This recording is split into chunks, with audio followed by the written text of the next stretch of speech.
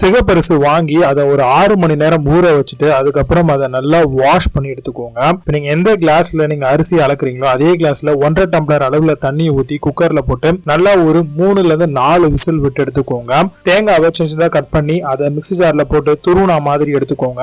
வேணும்னா நீங்க கையிலையும் துருவி போட்டுக்கலாம். இந்த டைம்ல குக்கரை ஓபன் பண்ணீங்க அப்படின்னா தண்ணி இருக்கும். அதை வந்து பாத்தீங்கன்னா ஃபில்டர் வச்சு ஃபில்டர் பண்ணிட்டு ரைஸை மட்டும் தனியா எடுத்துக்கோங்க. இந்த ஸ்டேஜ்ல நம்ம அதே குக்கர்ல வந்து ஃபில்டர் பண்ணப்பட்ட ரைஸை வந்து போட்டுக்கலாம். போட்டதுக்கு அப்புறம் நம்ம துருவன தேங்காய் இருக்கு இல்லையா அதையும் வந்து போட்டுட்டு நல்லா வந்து பாத்தீங்கன்னா மிக்ஸ் பண்ணி விடணுங்க. எந்த அளவுக்கு நல்லா மிக்ஸ்அப் ஆகுது சூப்பரா இருக்கும். இப்போ ஒரு மிக்ஸி ஜார்ல கொஞ்சமா ஏலக்காவும் சர்க்கரையும் போட்டு பவுடர் பண்ணி அந்த மிக்ஸ் பண்ணி வச்சிருக்கோம் இல்லையா ரெட் ரைஸ் கோகனட் அதுல வந்து ஆட் பண்ணிக்கோங்க. இப்போ நான் ஏலக்காய் அரையணுன்றதுக்காக கொஞ்சமா சர்க்கரை போட்டிருக்கேன். இதுக்கப்புறம் நீங்க இன்னும் கொஞ்சம் அதிகமா கூட சர்க்கரை போட்டுக்கலாம். இப்போ நல்லா மிக்ஸ் பண்ணி விடுங்க. வேணும் அப்படின்னா வெல்லம் கூட ஆட் பண்ணி நீங்க இதை சர்வ் பண்ணலாம். சூப்பரான ஹெல்த்தியான தேங்காய் சிகப்பரிசி இனிப்பு புட்டு ட்ரை பண்ணி பாருங்க.